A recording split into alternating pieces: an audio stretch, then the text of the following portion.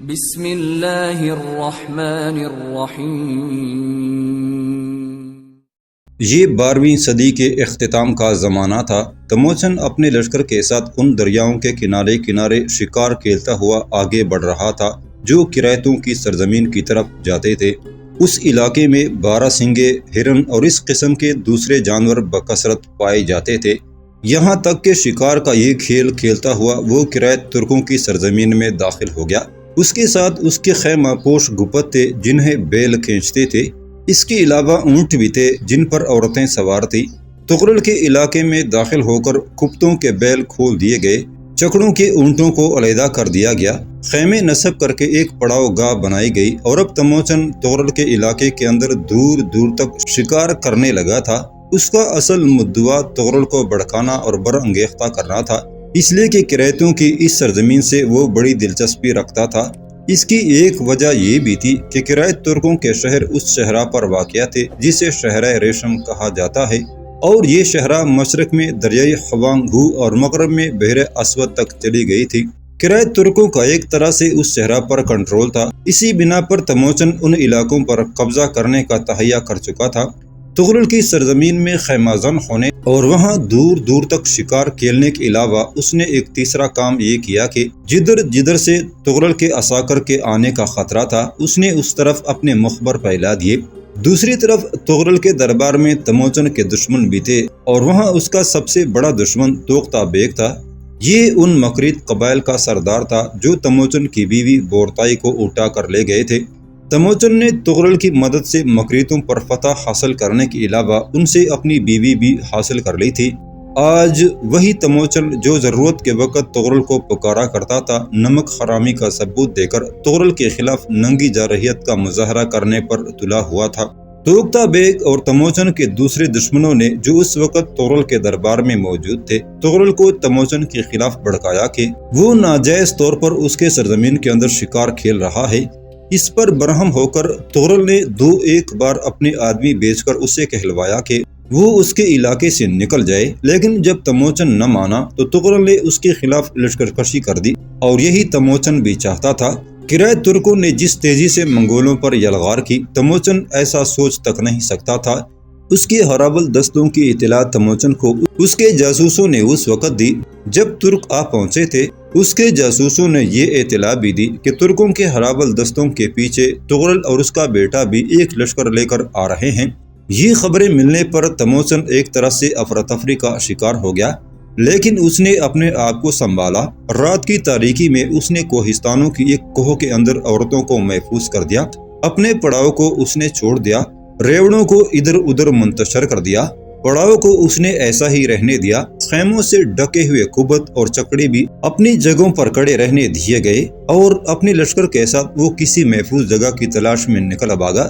اسے یقین تھا کہ ترک اس کے پڑاؤ کو چاروں طرف سے گھیر کر آگ لگا دیں گے، اور اگر ایسا نہ بھی کریں تو کم از کم ان کا قتل عام ضرور کریں گے، کیونکہ جو خبریں اس کے جاسوسوں نے اسے مہیا کی تھی ان کے مطابق ترکوں کی تعداد اس کے لشکر سے کئی گنا زیادہ تھی۔ وہ اس طوفان سے خوفزدہ ہو گیا تھا جو رات کی تاریکی میں کریت ترکوں کی صورت میں اس کے خلاف اٹھ کھڑا ہوا تھا۔ اپنے لشکر کے ساتھ تموچن 8-9 میل شمال کی طرف چلا گیا۔ وہاں کوہستانی سلسلے میں ایک ایسی جگہ تھی جہاں وہ جم کر دشمن کا مقابلہ کر سکتا تھا۔ یہ ایک کھلا میدان تھا جو شمال کی طرف بتدریج تنگ ہوتا چلا گیا تھا۔ اس میدان کے مغرب، مشرق اور شمال میں بلند پہاڑ تھے، اور جنوب میں اس کے اندر داخل ہونے کا وسیع راستہ تھا، لیکن اس میدان میں داخل ہونے کے بعد شمال میں آگے بڑھنے کے لیے انتہائی تنگ راستہ تھا جس میں سے کسی لشکر کو گزرنے کے لیے خوب سمٹنا پڑتا تھا۔ بس اسی میدان کے اندر تموچن نے کریت ترکوں سے نمٹنے کا ارادہ کر لیا تھا۔ اب وہ مطمئن تھا کیونکہ جنگ کے لیے اسے مناسب جگہ مل گئی تھی، اور اس پر اسے مزید یہ بھی اطمینان تھا کہ کریت ترک چونکہ نصرانی ہیں، لہٰذا دوسرے ترک قبائل جو اسلام قبول کر چکے ہیں ان کی مدد کو نہ آئیں گے۔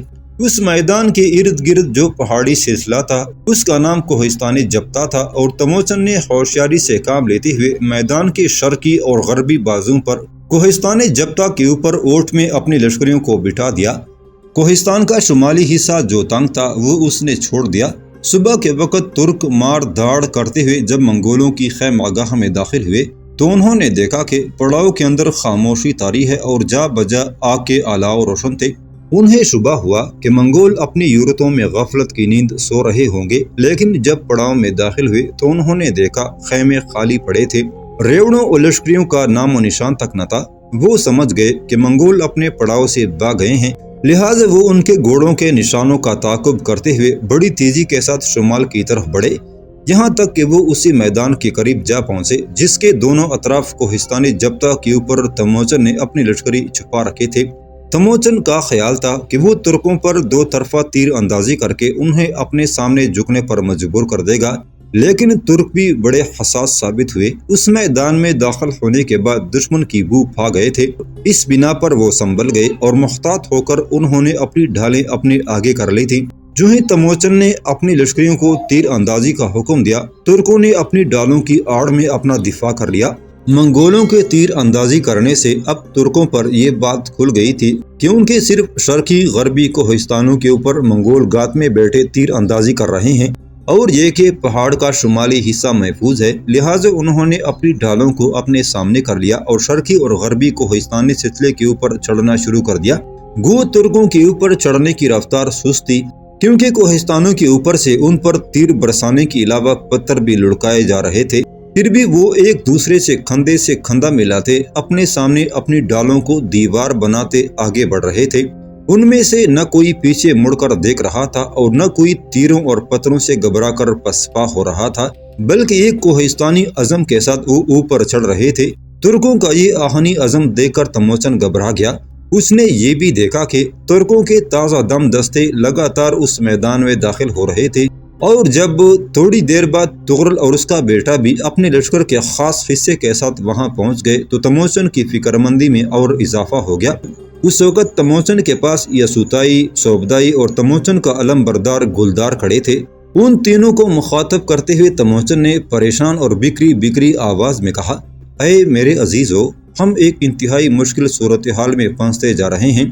تم لوگ دیکھ رہے ہو کہ ترک کس عزم کے ساتھ چڑھتے آ رہے ہیں، اور اگر وہ اوپر چڑھنے میں کامیاب ہو گئے تو ہمارے لشکر کا مکمل طور پر صفایا کر دیں گے، اور اگر ہم اب پتھر اور تیر برسانا بند کر کے پہاڑ کے دوسری سمت اتر کر بھاگنے کی کوشش کرتے ہیں تو بھی ہمارے لیے خطرناک ہوگا، اس لیے کہ اتنی دیر میں ترک اوپر چڑھ آئیں گے اور ہماری پشت کی طرف سے پتھر برسا کر وہ ہم سب کا مکمل طور پر خاتمہ کر کے رکھ دیں گے۔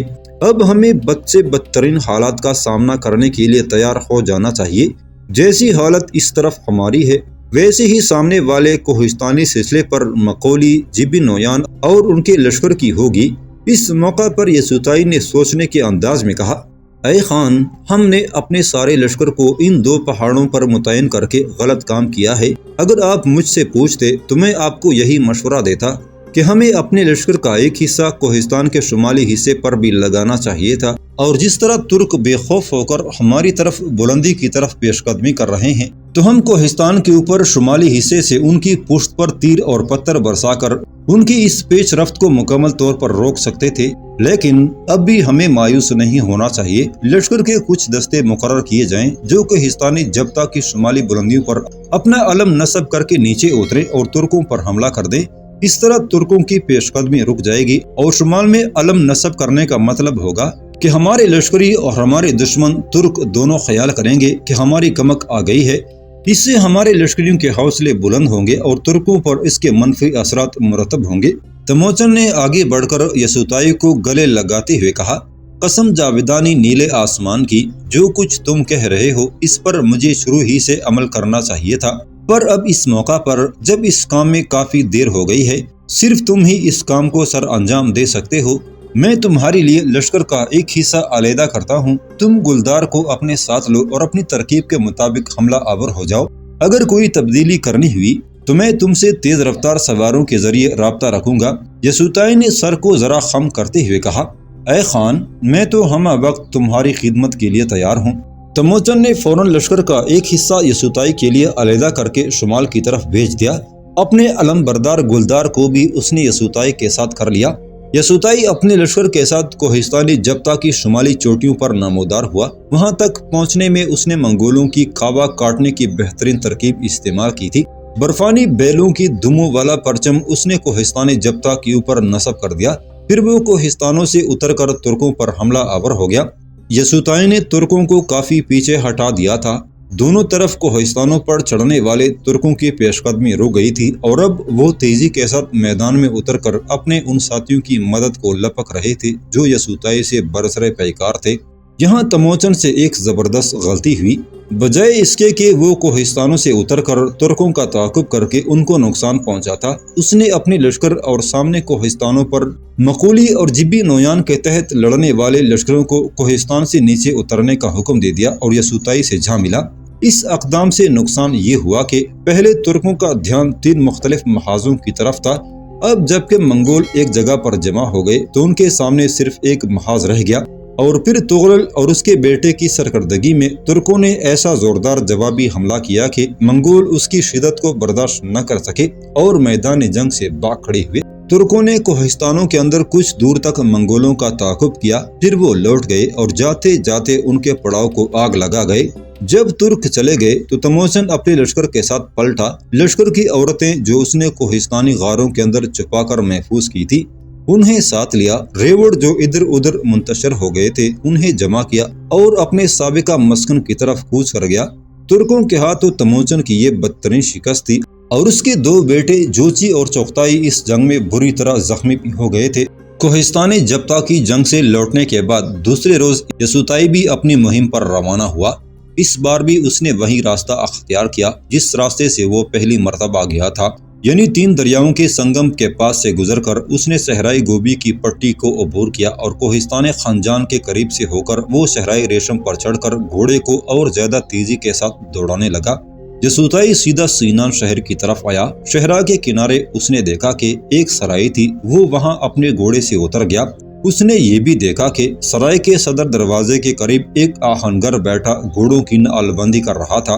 اپنے گھوڑے کی باک پکڑے یسوعائی آہنگر کے پاس آیا۔ جب تک وہ آہنگر ایک گھوڑے کی نعل بندی میں مصروف رہا، یسوعائی وہاں خاموش کھڑا بڑے انہماک سے اسے اور اس کے کام کو دیکھتا رہا۔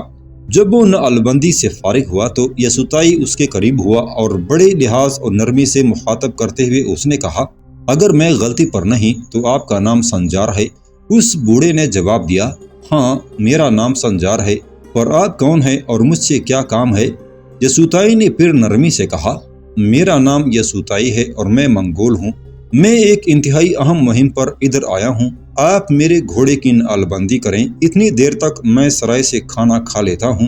اس کے ساتھ ہی یسوعائی نے اپنے گھوڑے کی خرجین سے نقدی کی ایک تیلی نکال کر سنجار کے سامنے رکھ دی۔ سنجار نے تیلی کھول کر دیکھی، اس میں طلائی سکے تھے۔ اس نے تعجب اور حیرت سے پوچھا، اتنی بڑی رقم یہ آپ مجھے کیوں دے رہے ہیں؟ آپ کے پاس تو صرف ایک ہی گھوڑا ہے، جبکہ نقدی کی اس تیلی کا صرف ایک ہی سکہ کئی گھوڑوں کی نعل بندی کے لیے کافی ہے۔ یسوعائی نے کہا، آپ یہ ساری رقم رکھ لیں اور گھوڑے کی نعل بندی کر دیں۔ میں آپ کو یہ رقم آپ کی مدد کے نظریے کے تحت دے رہا ہوں، آپ اسے قبول کرنے سے انکار نہ کیجیے گا۔ اگر آپ کا ضمیر اسے قبول نہ کرے تو اپنے مرنے والے بیٹے احمد کی روح کے سکون کی خاطر ہی یہ رقم آپ قبول کر لیں۔ قبل اس کے کہ سنجار جواب میں کچھ کہتا، یسوعائی تیزی سے سرائے کے اندر چلا گیا۔ سرائے کی طرف جاتے ہوئے وہ زین سے لٹکتی اپنی خرجین بھی اتار کر لے گیا۔ بوڑھا سنجار چند ثانیوں تک نقدی کی اس تیلی کا منہ کھولے عجیب سے جذبات کے ساتھ سکوں کو بغور دیکھتا رہا۔ پھر اس نے یسوعائی کا گھوڑا ایک طرف باندھ دیا اور اٹھ کر اپنے گھر کی طرف بھاگا جو سرائے کے مشرقی حصے سے ملحق تھا۔ وہ تقریباً بھاگتا ہوا اپنے گھر میں داخل ہوا۔ گھر میں ایک بوڑھی عورت جو شاید اس کی بیوی تھی اور ایک نوخیز لڑکی تھی جس کا بچپن نیا جوانی سے گلے مل رہا تھا۔ وہ دونوں ماں بیٹی لگتی تھیں اور اپنے گھریلو کام کاج میں مصروف تھی۔ اپنے بھیگے پلو سے ہاتھ پہنچتے ہوئے اس لڑکی نے سنجار کو مخاطب کر کے پوچھا، اے میرے باپ، آج آپ خلاف معمول کچھ زیادہ ہی خوش دکھائی دے رہے ہیں، کیا کوئی خاص وجہ ہے؟ سنجار ایک مسہری پر بیٹھ گیا اور بولا، ہاں آج خاص ہی بات ہے۔ پھر اس نے اپنی بیوی کو آواز دے کر بلایا، تقدار تم بھی ادھر آؤ اور دیکھو میں اپنے اور تم دونوں کے لیے خوشی کا کیا سامان لایا ہوں۔ تقدار آ کر اپنے شوہر سنجار کے سامنے دوسری مسہری پر بیٹھ گئی جبکہ وہ لڑکی اپنے باپ سنجار کے پاس آ بیٹھی۔ تقدار نے مایوسی سے کہا، تم ہمارے لیے کیا خوشی لائے ہو جبکہ ہم نے آج تک یہی خوشی دیکھی ہے کہ 2 وقت کی روزی کا سامان بڑی مشکل سے ہوتا ہے۔ سنجار نے نقدی کی تیلی تقدار کی گود میں الٹ دی اور کہا، یہ ہے وہ خوشی جو میں تم دونوں کو بتانے اور سنانے آیا ہوں۔ تقدار کا منہ کھلے کا کھلا رہ گیا۔ اس قدر زیادہ سنہری سکے تم نے کہاں سے لیے؟ اس نقدی سے تو میں اپنی بیٹی قرطینہ کی شادی کے بعد اپنے مستقبل کے لیے بھی بہت کچھ بچا سکتی ہوں، اور یہ تمہیں کس نے دی؟ سنجار نے کہا، ابھی ذرا دیر ہوئی، ایک نہایت خوبصورت اور قد آور جوان گھوڑے پر سوار آیا اور مجھے کہا کہ میرے گھوڑے کی نعل بندی کر دو، اتنی دیر تک میں سرائے سے کھانا کھا لوں۔ پھر اس نے مجھے نقدی کی تھیلی دی اور کہا کہ یہ صرف نعل بندی کی اجرت نہیں ہے، بلکہ میں تمہیں غریب جان کر دے رہا ہوں۔ میں لینے سے انکار کرنے والا تھا کہ اس نے کہا، یہ جان کر ہی رکھ لو کہ اس سے تمہارے مرنے والے بیٹے احمد کی روح کو تسکین ہوگی۔ سنجار نے ذرا رک کر پھر کہا، میں اس سے پھر کچھ کہنا چاہتا تھا کہ وہ نقدی کی تھیلی میری گود میں ہی چھوڑ کر سرائے کے اندر کھانا کھانے کے لیے چلا گیا اور میں تمہاری طرف آ گیا۔ اب دیکھتا ہوں کہ تم دونوں ماں بیٹی اس معاملے میں کیا کہتی ہو۔ تقدار نے کہا، اس جوان نے تمہیں سکوں سے بری ہوئی تھیلی دی اور تم نے اسے سرائے میں کھانا کھانے کو چلا جانے دیا۔ تم اسے اپنے ساتھ یہاں گھر لاتے اور یہاں ہم خود اس کے لیے کھانا پکا کر اس کی خدمت کرتے۔ قرطینہ نے اس بات پر اعتراض کرتے ہوئے کہا، کیوں؟ اسے اپنے گھر کیوں لے کر آئیں؟ ایک اجنبی جس کے بارے میں ہمیں کچھ بھی معلوم نہیں ہے، اسے ہم اپنے گھر میں کیوں لائیں؟ اے میرے باپ، پہلے یہ بتائیں وہ تھا کون؟ سنجار نے کہا، وہ منگول ہے اور اس کا نام یسوتائی ہے۔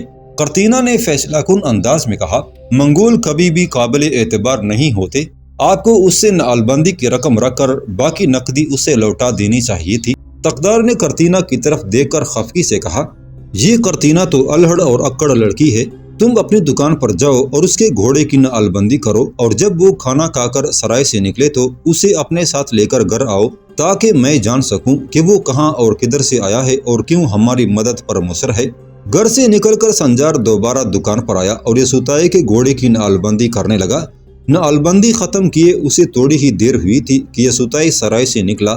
سنجار نے اسے کہا، اے عزیز، میں نے تمہارے گھوڑے کی نعل بندی تو کر دی ہے، پر تم میرے ساتھ آؤ، میری بیوی تم سے کچھ کہنا چاہتی ہے۔ یسوتائی کچھ کہنا ہی چاہتا تھا کہ سنجار اس کا ہاتھ پکڑ کر اپنے گھر کی طرف چل دیا۔ سنجار جب اسے لے کر گھر میں داخل ہوا تو قرطینہ جو اپنی ماں کے ساتھ بیٹھی ہوئی تھی اٹھ کر دوسرے کمرے میں چلی گئی۔ سنجار نے یسوتائی کو اپنے پاس بٹھایا اور اپنی بیوی سے بولا، یہ ہے وہ منگول جس کا نام یسوتائی ہے اور اسی نے مجھے وہ نقدی کی تھیلی دی ہے۔ تقدار نے نرمی اور شفقت سے یسوتائی کو مخاطب کیا، اے بیٹے، تو نے صرف ایک گھوڑے کی نعل بندی کے لیے میرے شوہر کو اتنی بڑی رقم کیوں دی؟ یسوتائی نے سنجیدگی سے جواب دیا، اے محترم خاتون، میں جھوٹ نہ بولوں گا، نعل بندی کے علاوہ مجھے ایک اور کام بھی تھا جس کی بنا پر میں نے آپ کے شوہر کو اتنی بڑی رقم دی ہے۔ تقدار نے دلچسپی لیتے ہوئے پوچھا، میرے شوہر سے اور کیا کام تھا جس کی وجہ سے تم نے اسے اتنی ڈھیر ساری رقم دے دی ہے؟ یسوتائی نے کہا، جن غنڈوں نے آپ کے بیٹے احمد کو قتل کر دیا تھا وہ میرے باپ کے بھی قاتل تھے۔ میرے باپ کا نام منتاش تھا، ان غنڈوں کے گروہ میں سے اکثر کو میں نے قتل کر دیا ہے، اب صرف ان کے 4 ساتھی باقی رہ گئے ہیں اور ان قریب میں ان پر بھی ہاتھ صاف کر جاؤں گا۔ میں آپ لوگوں سے یہ جاننا چاہتا ہوں کہ جوبانی نام کی عورت اور اس کی بیٹی کہاں ہے؟